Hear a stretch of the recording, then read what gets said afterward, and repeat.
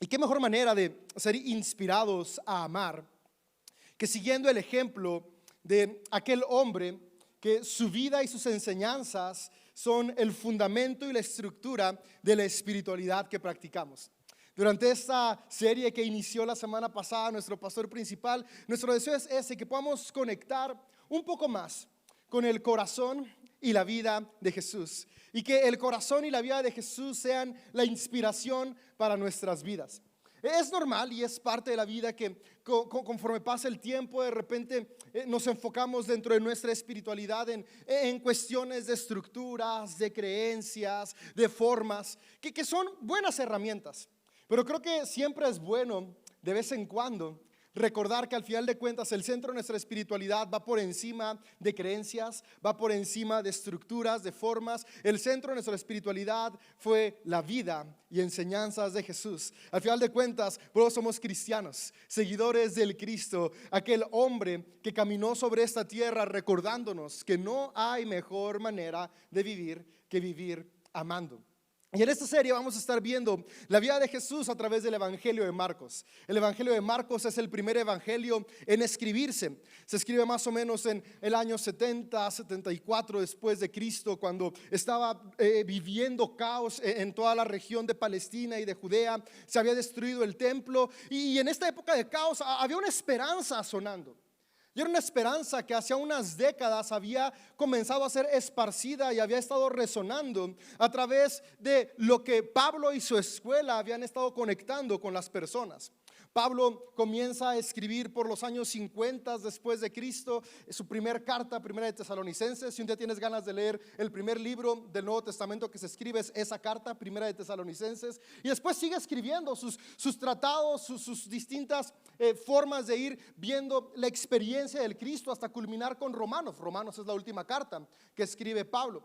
Pero en las cartas de Pablo podemos ver que Pablo siempre está haciendo enfoque a ese Jesús que murió y resucitó. Ese Jesús que murió y resucitó, recordando que ahí hay esperanza. Una esperanza en el momento de un caos, una esperanza en el momento de tensión. Tenemos esperanza en este Jesús que es el Hijo de Dios, y este mismo poder está entre nosotros. Pero cuando viene y se destruye Jerusalén, cuando viene y comienzan a ver el caos, que parece que se acerca el final de los tiempos, porque el caos que se vivía para ellos era el apocalipsis. Personas comienzan a decir, ok, sí, queremos conocer en quién está nuestra esperanza. Pablo nos habla de una esperanza, pero ¿quién es este hombre? ¿Quién fue este Jesús? Y es de ahí que surgieron mentes muy brillantes que comenzaron a recopilar toda la información oral que había sobre Jesús, y es así como surge el primer evangelio. Marcos, queriendo presentarle a una comunidad, recordarles, miren, esta esperanza comienza en esta vida. La esperanza que Jesús ofrece comienza cuando podemos conectar con el Jesús que caminó entre nosotros. No solamente es alguien lejano, es alguien cercano. Y lo genial de Marcos fue eso, recordarnos que Jesús no es solamente alguien que está lejos, es alguien que entendió a la humanidad, caminó entre nosotros, pero sobre todas las cosas nos sentó las bases con su ejemplo para poder traer el cielo a la tierra. Y durante esta temporada queremos ir viendo Marcos un capítulo a la vez, para juntos poder ir descubriendo a este Jesús que seguimos, sus principios, sus enseñanzas, pero sobre todo cómo puede seguir transformando y trayendo esperanza a nuestras vidas. Y hoy voy a leer el capítulo 2 de Marcos, y hay 4 enseñanzas generales que encuentro en este capítulo y varios principios que espero que se puedan ir aplicando a nuestro día a día. Algo que me gusta de Jesús es que en Jesús podemos encontrar 3 tipos de cuestiones en sus enseñanzas. Bueno, muchas, pero podemos resumirlo en 3. La primera es una esperanza personal. Así que yo espero en cada una de las 4 áreas tú y yo podamos llevarnos una esperanza personal, lo que es para mi vida, lo que me trae expectativa, lo que me trae confort en medio del caos. Pero también en Jesús encontramos una confrontación. Siempre Él está confrontando el status quo. ¿Cómo puedo mejorar para conmigo mismo? Pero especialmente, ¿cómo puedo mejorar para con mis semejantes? Entonces vemos también estas preguntas que nos confrontan, que nos llevan a cuestionarnos. ¿Estoy viviendo en egoísmo de manera cómoda, o estoy amando, confrontando mi comodidad para amar a los que me rodean. Y después nos recuerda también un principio eterno, cuestiones que trascienden las épocas y las eras, porque al final de cuentas el amor no tiene época, el amor siempre es. Es por eso que uno de los autores de la carta de Juan presenta a Dios, este ser eterno e inmutable, como el amor, porque el amor no cambia, el amor siempre construye. Entonces voy a comenzar leyendo la primera parte de Marcos 2. Y dice lo siguiente: cuando Jesús regresó a Capernaum, varios días después, enseguida corrió la voz de que había vuelto a casa. Pronto, la casa donde se hospedaba estaba tan llena de visitas que no había lugar ni siquiera frente a la puerta. Mientras él predicaba la palabra de Dios, llegaron 4 hombres cargando a un paralítico en una camilla. Como no podían llevarlo hasta Jesús debido a la multitud, abrieron un agujero en el techo, encima de donde estaba Jesús. Luego bajaron al hombre en la camilla, justo delante de Jesús. Al ver la fe de ellos, Jesús le dijo al paralítico: hijo mío, tus pecados son perdonados. Algunos de los maestros de la ley religiosa que estaban ahí sentados pensaron: ¿qué es lo que dice? Es una blasfemia. Solo Dios puede perdonar pecados. En ese mismo instante, Jesús supo lo que pensaban, así que les preguntó: ¿por qué cuestionan esto en su corazón? ¿Qué es más fácil decirle al paralítico: tus pecados son perdonados, o ponte de pie, toma tu camilla y camina? Así que les demostraré que el Hijo del Hombre tiene autoridad en la tierra para perdonar pecados. Entonces Jesús miró al paralítico y dijo: ponte de pie, toma tu camilla y vete a tu casa. Y el hombre se levantó de un salto, tomó su camilla y salió caminando entre los espectadores, que habían quedado atónitos. Todos estaban asombrados y alababan a Dios, exclamando: jamás hemos visto algo así. Y este relato es increíble porque habla de la capacidad de transformación que tenemos cuando trabajamos juntos y juntas. Y para Jesús la comunidad es importante. Es tan importante que podemos ver que cuando Él inicia su ministerio público, no lo inicia solo. No fue un maestro errante, no fue un maestro solitario como Juan Bautista. Él, desde la semana pasada pudimos ver con el mensaje de nuestro pastor, comenzó llamando personas para trabajar en equipo. Porque es en equipo y es en comunidad donde podemos crecer y donde podemos mostrar y manifestar el amor. Pero algo que me encanta de cómo inicia este capítulo es recordándonos que el equipo de Jesús es un equipo que está accesible a todos y a todas. Para el autor de Marcos, la ciudad natal de Jesús es Capernaum, que es una de las partes fronterizas de la región de Judea, de la región de Nazaret. Él ya está en una parte donde están revueltos los distintos pueblos y naciones. Para el centro de Jerusalén, esto era un lugar no deseado, porque ellos querían mantenerse lo más aislados de la gente diferente a ellos. Pero para el autor de Marcos quiere recordarnos que Jesús no vino a aislarse del mundo, sino vino a conectar el mundo. Jesús no vino a aislarse de las personas, sino vino a conectarnos entre personas. Y por eso nos recuerda que el lugar donde Jesús está es en la frontera de todos los pueblos. Ahí se le conocía a la región. Podemos ver cómo camina en el mar de Galilea. El mar de Galilea era como la frontera de todos los pueblos que se conectaban en esa área. Pero me gusta otra cosa que dice: regresa y regresa a su casa. No regresa a una sinagoga, no regresa al templo. Él comienza a enseñar en su casa. Porque la casa es un lugar accesible para todos y todas.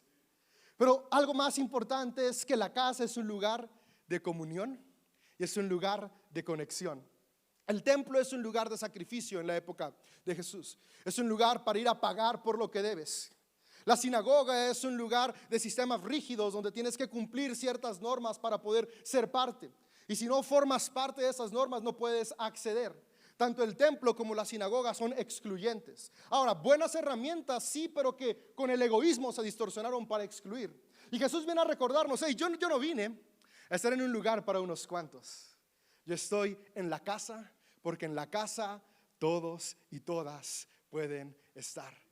Amigo, amiga de Jesús, podemos recordar esto: que tú y yo, cada uno de nosotros, podemos caminar con Él, podemos tener acceso a Él, porque Él no es exclusivo, Él es inclusivo. Para ti, para mí, para cada ser humano en cada momento y en cada lugar. Y dice que cuando estaba en esta casa, estaba tan llena, todos querían escuchar lo que él decía, pero había 4 amigos que tienen un amigo con una necesidad. Y ellos querían acercar a su amigo a Jesús, porque ellos decían, Jesús puede sanarlo. Pero estaba la casa llena y no pueden entrar. Pero me encanta que ellos no se detienen con esto. Los obstáculos que ellos tenían eran 2: personas y paredes. Jesús estaba dentro de la casa, entonces paredes no dejaban que entraran, pero había tantas personas que personas también se convirtieron en muros para que ellos pudieran pasar. Pero ellos tenían una convicción tan grande de que su amigo podía ser transformado, que estos obstáculos no los detuvieron y ellos hicieron lo imposible para llegar.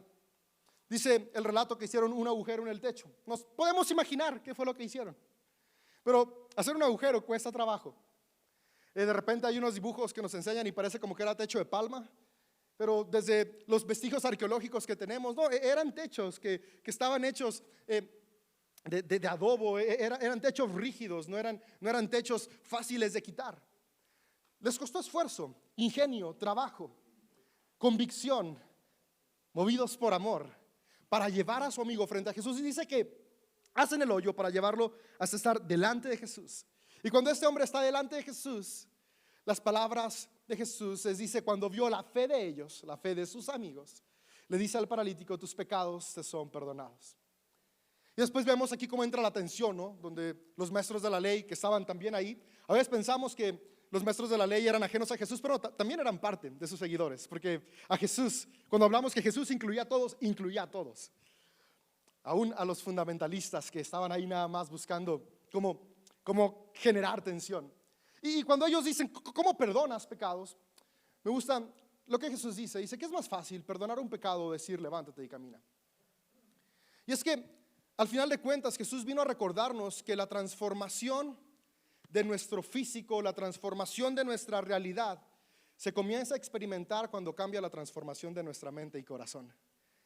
El perdón de pecados es una sanidad de algo que no vemos. El perdón es lo que nos libera de la culpa. Cuando vivimos con culpa, vivimos atados. La culpa es uno de los más grandes saboteadores de la vida, porque vivimos culpándonos por nuestros errores, vivimos culpándonos por nuestros fracasos, vivimos culpando a otros, y al final de cuentas eso nos paraliza. Y en esta enseñanza Jesús quiso dejar claro, ¿sabes qué? Es importante que primero abraces el perdón, porque cuando vives sin perdón vives con rencor o culpa, y el rencor y la culpa nos llevan paralíticos. Tal vez físicamente vamos caminando, pero en nuestras emociones, en nuestro propósito, en nuestra vida estamos en una camilla. Pero cuando podemos recordar que somos perdonados y que es un perdón que no se tiene que ganar, sino que solamente se puede recibir, podemos comenzar a caminar de nuevo. Dice Jesús, es más fácil pedir perdón a pedir permiso. No, eso no dijo Jesús, eso es un dicho común. Dijo Jesús, es más fácil perdonarle los pecados o decirle levántate y anda. Y seguramente las personas dijeron, pues claro que es más fácil nada más decir perdona los pecados, porque eso no se ve. Pero Jesús quiere demostrar que su perdón es un perdón transformador. Y dice levántate y anda. Y este hombre se levanta y camina. Y de esta historia podemos ver estos aspectos importantes para nuestra vida. Y lo que quiero que te lleves es eso.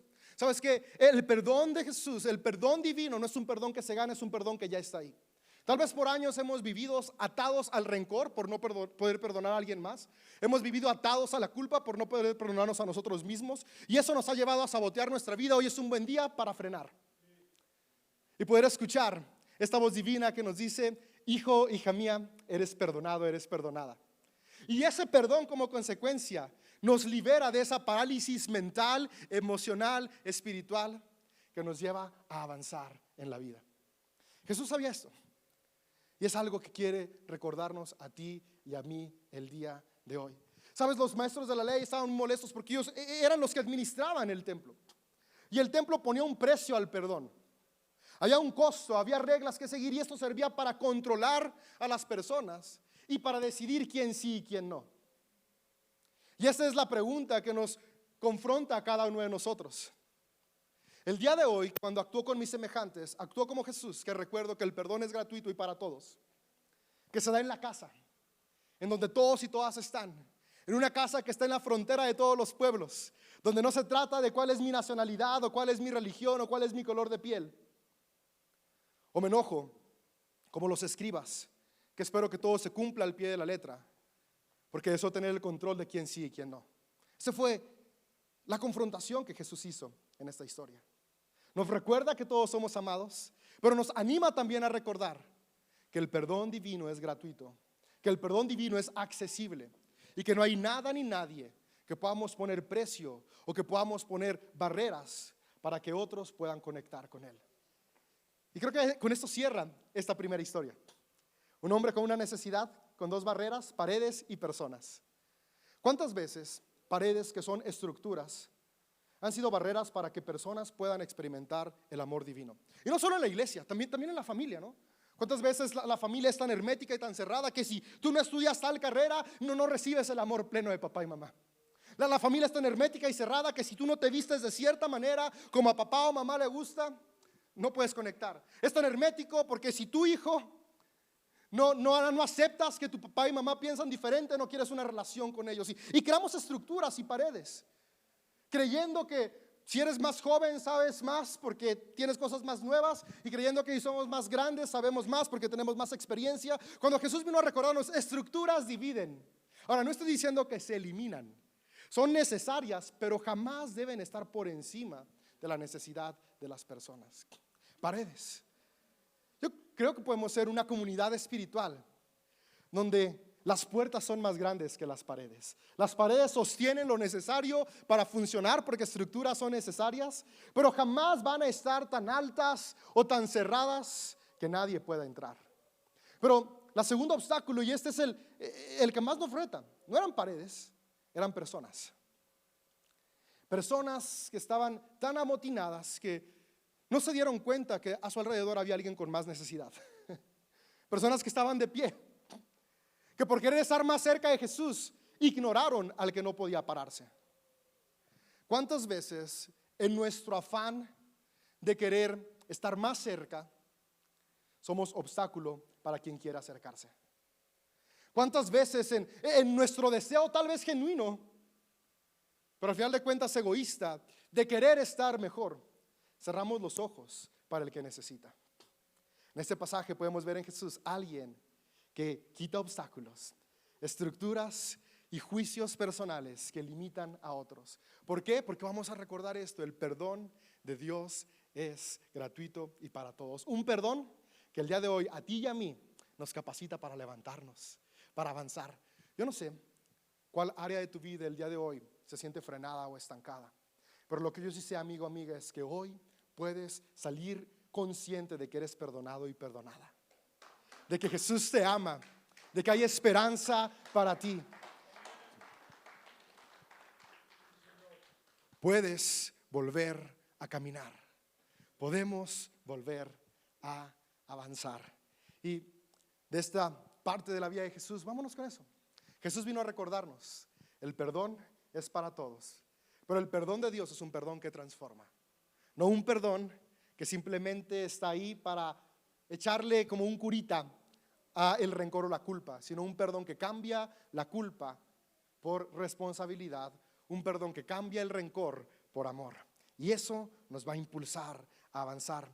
Sigue diciendo el verso 13. Entonces Jesús, después de esto, salió de nuevo a la orilla del lago y enseñó a las multitudes que se acercaban a él.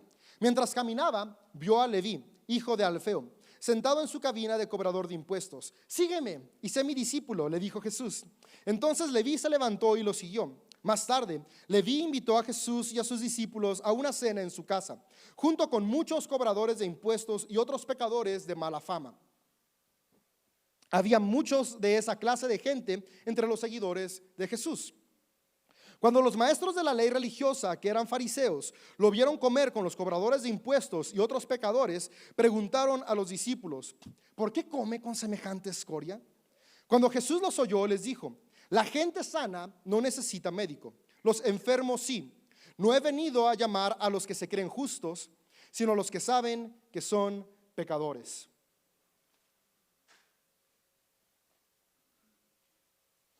Esa última frase de Jesús Es una de esas frases retadoras, ¿no?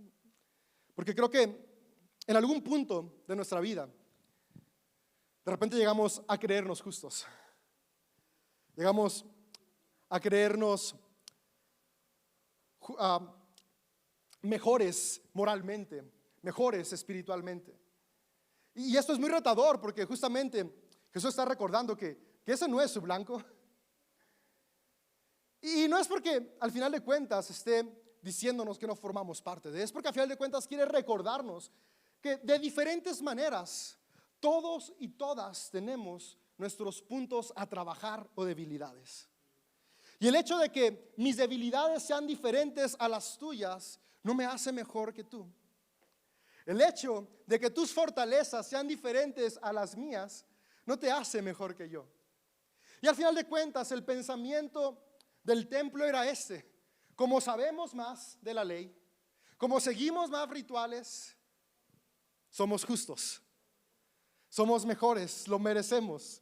Como estos pecadores, no, ellos no lo merecen.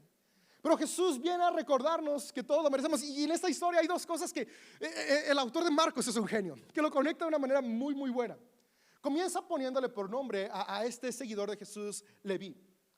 Y Leví, si recordamos un poco de la historia de las primeras tribus de Israel, fue una de las tribus de Israel también. De hecho, de ahí venía el nombre de levitas, que eran los encargados del templo y todo este rollo. Pero Leví era dos cuestiones. La primera es, su significado es extranjero o añadido, quien no pertenece pero se añade. Esto significaba Leví y tenía un significado importante para las tribus de Israel, porque ellos en su momento de formación era alguien que añadía e incluía a los extranjeros y los hacía partícipes de la comunión. Después se fueron deformando las cosas con el egoísmo humano al punto donde ya no querían aceptar al extranjero. Pero después también nos dice que este Leví es un cobrador de impuestos. Al mismo tiempo es como algo paradójico. Aquel que tiene el nombre del que representa a quien lleva el templo, a final de cuentas está representando también a quien más oprimía a su pueblo en ese momento. Y es que la enseñanza de Jesús con este llamamiento es la siguiente: el levita cree que no necesita perdón de Dios porque ya está haciendo todo lo necesario, porque ya se lo ganó. El fariseo cree que no necesita el perdón de Dios porque ya lo hizo todo. Y al final de cuentas los del templo eran la tribu de Leví, yo ya lo hice todo, no necesito ser perdonado. Por otro lado, el cobrador de impuestos cree que no merece perdón porque la ha regado demasiado. Y al final Jesús llama a este hombre porque nos quiere recordar lo siguiente: el amor de Jesús es tanto para el que siente que no necesita perdón como para el que cree que no lo merece. El levita que cree que no lo necesita porque ya hizo todo, porque por nacimiento tiene el derecho, porque por su esfuerzo tiene el derecho, como el cobrador de impuestos que cree que no lo merece porque traicionó a su propia nación. El perdón de Jesús es para todos. En esos momentos que creemos que no necesito ser transformado, ahí está su amor para recordarnos que aún en medio de mi orgullo mi vida puede cambiar. Y en esos momentos donde creo que nada puede rescatarme, ahí está el amor divino para recordarme que no hay nada ni nadie que pueda separarme del amor de Dios. Amigo, amiga, cuando atravesemos esas diferentes circunstancias de la vida, porque si somos honestos, son altibajos, y hay días donde sentimos que somos justos y hay días donde nos sentimos lo peor de lo peor. No importa en qué punto de la vida estemos, que siempre podamos recordar el amor de Jesús está ahí para transformarnos. Y algo que me llama mucho la atención es la actitud despectiva de los fariseos. Y es que eso es lo triste, que cuando nos llenamos de orgullo religioso, comenzamos a ser despectivos y le llaman escoria a esas personas. Y Jesús vino a recordar que nadie es escoria. Tan nadie es escoria que todos merecen un lugar en la mesa. Y yo quisiera que esto nos lo lleváramos en nuestro corazón el día de hoy. La mesa de Cristo es para todos y todas. No importa si alguien, tú y yo, pensamos que es escoria, para Dios no lo es. No importa si alguien cree que tú eres escoria, para Dios no lo eres. Nuestros pensamientos, nuestras formas de ver a las personas pueden variar, por la forma en la que Dios nos ve es la misma a cada ser humano. Y Jesús vino a demostrar eso en esta acción. Dice, se sentó con gente de mala fama. Tú esperarías a Jesús con pura gente de buena fama. Pero no, estaba con gente de mala fama. Y lo que me sorprende es no estaba ahí para juzgarlos, estaba ahí para tener comunión con ellos. A veces queremos decir, ok, sí, que conecten con la divinidad, pero para que Dios los juzgue, para que Dios los enderece, para que Dios ponga ahí todo. Jesús vino a tener comunión, a partir el pan, a compartir el vino, a hacerlos saberse amados y amadas a cada persona, a ti, a mí, a todos. Y algo que me asombra mucho es, al final de cuentas, Jesús dice, hey, yo vine para estar con los enfermos. Y este pasaje me llama mucho la atención porque incluso como espiritualidad cristiana lo usamos muchas veces como para decir, ok, si todos pueden venir. Pero lo chistoso es que nos incluimos entre los sanos en ese momento, ¿no? Y decir, ok, abrimos a algunos sanos para los enfermos y esperamos que los demás enfermos se sanen. Pero la verdad es que todos somos enfermos de una u otra manera. Y lo peor de todo es que nosotros le ponemos la etiqueta a la enfermedad y decimos, así es que ese viene enfermo de esto, y aquel viene enfermo de aquello otro, y aquella otra viene enfermo de esto otro. Sí, que vengan para que se sanen. Y Jesús nunca habla cuál es la enfermedad. Y cuando vemos a Jesús siendo explícito con aquello que Él llama la enfermedad, o aquello que Él llama pecado, podemos ver que siempre es aquello que nos lleva a ser egoístas, aquello que nos lleva a menospreciar, aquello que nos lleva a oprimir, aquello que nos lleva a relegar, aquello que nos lleva a destruirnos a nosotros o a destruir a quienes nos rodean. Entonces, amigo, amiga, la mesa del Señor es para todos, para todas, es para ti. Hoy eso es lo más importante que quiero que se vaya en tu corazón, es para ti, puedes decir, es para mí. Pero que después la confrontación también te pueda llevar, pero también es para el que está a mi lado. También es para mi vecino, para mi vecina. También es para mi hermano, para mi hermana, para mi primo, para mi prima, para cada persona. Y que podamos sacar de nuestra palabra este juicio de quién es esta escoria y podamos mejor ser como Jesús y decir, vengan y síganlo. Jesús no se fijó en la condición de Leví.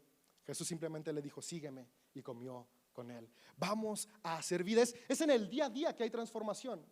¿Deseas que alguien cercano a ti sea transformado? Ámalo. No se trata de juzgar, sino de comenzar a amar. Y creo que tú y yo podemos seguir ese ejemplo de Jesús. Una mesa para todos. Dice el verso 18: cierta vez que los discípulos de Juan y los fariseos ayunaban, algunas personas se acercaron a Jesús y le preguntaron, ¿por qué tus discípulos no ayunan como lo hacen los discípulos de Juan y los fariseos? Jesús les contestó, ¿acaso los invitados de una boda ayunan mientras festejan con el novio? Por supuesto que no, no pueden ayunar mientras el novio está con ellos. Pero un día el novio será llevado y entonces sí ayunarán. Además, ¿a quién se le ocurriría remendar una prenda vieja con tela nueva? Pues el remiendo nuevo encogería y se desprendería la tela vieja, lo cual dejaría una rotura aún mayor que la anterior. Y nadie pone vino nuevo en cueros viejos, pues el vino reventaría los cueros y tanto el vino como los cueros se echarían a perder. El vino nuevo necesita cueros nuevos. Aquí venimos del relato del banquete. Están en un banquete, en un festín con Leví, y de repente llegan otras personas a cuestionar, hey, ¿qué pasó? ¿Por qué no están ayunando como ayunan los demás? Porque siempre está esta tensión, ¿no? La tensión de la espiritualidad tiene siempre que ir ligada al ritual. Cuando Jesús vino a recordarnos que la espiritualidad está ligada a la comunidad. Ahora, siempre lo digo en mis mensajes, los rituales son buenas herramientas, pero no son el fin. El fin siempre es la comunidad. Y lo que están diciendo Jesús básicamente es, hey, hace falta renovar la mente. Dice, hey, entiendo que ustedes están ayunando, pero ahorita no es momento de ayunar, es momento de conectar con las personas, es momento de estar entre ellos. Y da estas dos frases o enseñanzas, metáforas. No puedes remendar una tela vieja con una tela nueva, ni puedes poner vino nuevo en odres viejos. Y esta es nuestra invitación, amigo, amiga, para avanzar en la vida. En la vida que Jesús nos modela es importante la renovación de nuestra mente constante. ¿Sabes? Si es que la vida cambia, vamos aprendiendo. Y si no tomamos cada día los aprendizajes que se nos van ofreciendo, terminamos convirtiéndonos en odres tan viejos que nos va a poder terminar reventando la presión de la vida. ¿Sabes? Yo tengo 2 hijas. Y ellas ya piensan súper diferente a como yo pienso. Y apenas tienen 4 años y casi 3 años. me animan y me inspiran a ir renovando la forma en la que pienso. Pero al mismo tiempo, eso aplica a todos lados. En el trabajo que tengo, soy radiólogo, técnico radiólogo y tomo rayos X. Y si ahí no estoy actualizándome todo el tiempo, me pierdo. Porque cada vez hay nuevos estudios, hay nuevas formas de hacerlo, hay diferentes maneras de conectar. Y no solo en cómo lo tomas, sino en cómo llegas al cliente. Mis clientes, los doctores, cada vez quieren que le entregues de manera distinta. Renovarse. Hay un dicho que dice, te renuevas o mueres. Y eso lo entendemos a veces muy claro en los negocios, pero eso también aplica en la vida, en la forma en la que pensamos, en cómo conectamos con la espiritualidad. De repente queremos llegar a pensar cuando hay un pasaje que dice Dios es el mismo ayer, hoy y siempre, que dice las formas son las mismas ayer, hoy y siempre. Pero ahí no dice ni formas, ni creencias, ni doctrinas, dice Dios. Y Dios es amor, el amor es el mismo ayer, hoy y siempre. ¿Cómo conectamos con Dios?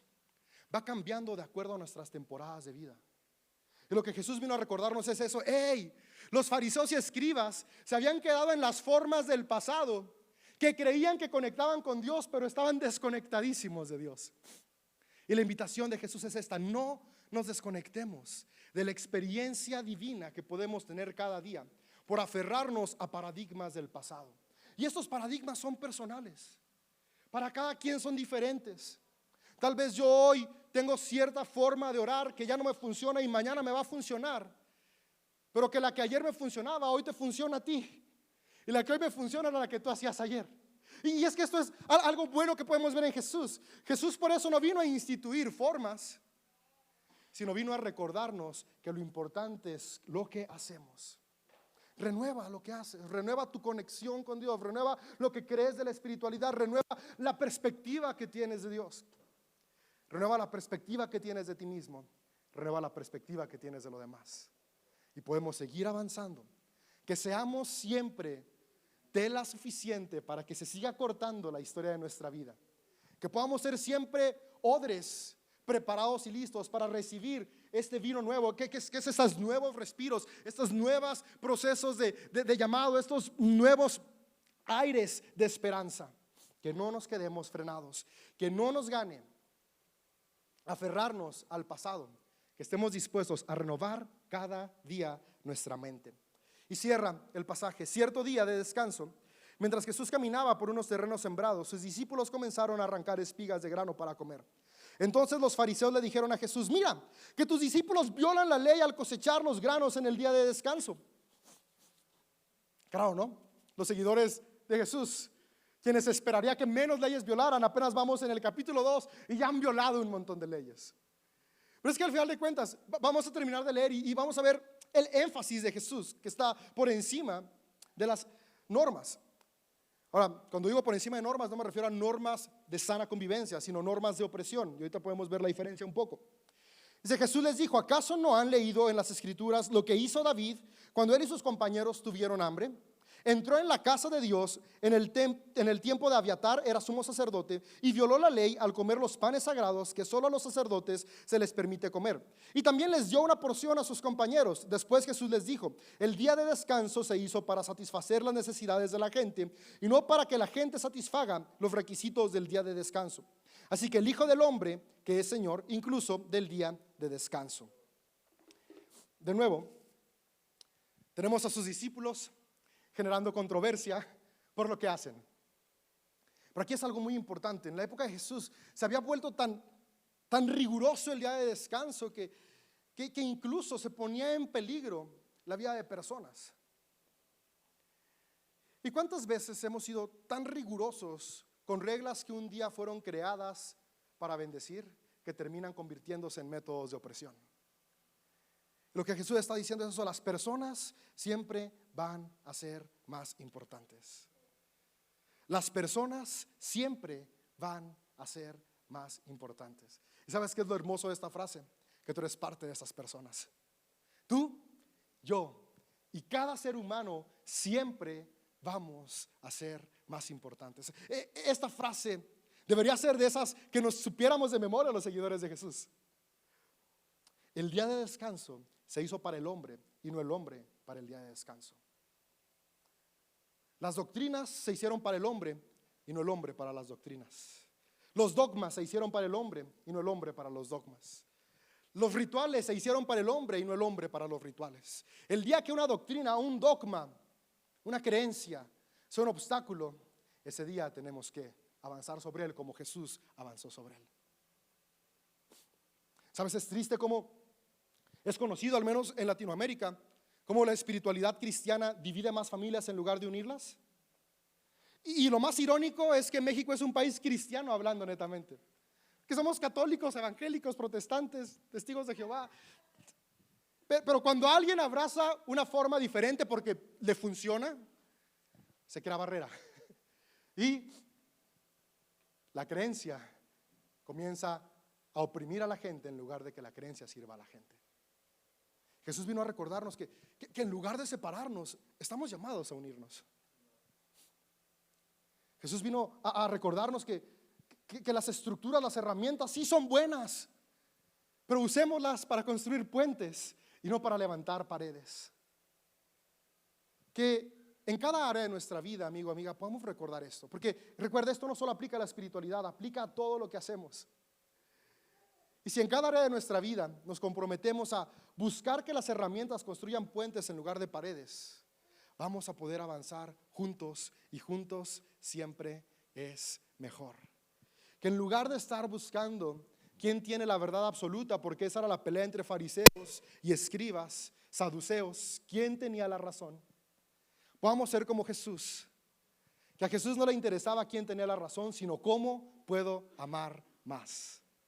Si tú y yo hoy deseamos continuar siguiendo a Jesús, que esa sea nuestra misión de vida, ser más como Él, amar más. Recordamos lo siguiente: somos perdonados todos y todas, y ese perdón hoy te capacita para avanzar. Hoy puedes seguir avanzando. Tienes un lugar en la mesa, porque la mesa es para todos. Todos tenemos un lugar. En los momentos buenos y malos, cuando te sientes justo o lo peor, ahí está el amor de Dios para ti. Al final de cuentas, es importante que cambiemos nuestra mente, porque todo esto está en nuestra mentalidad, y recordemos que somos amados cada día. ¿Por qué? Para que de esa manera las herramientas que formemos siempre sean para bendecir y no para oprimir. Que juntos cada día podamos ser más y más como Jesús.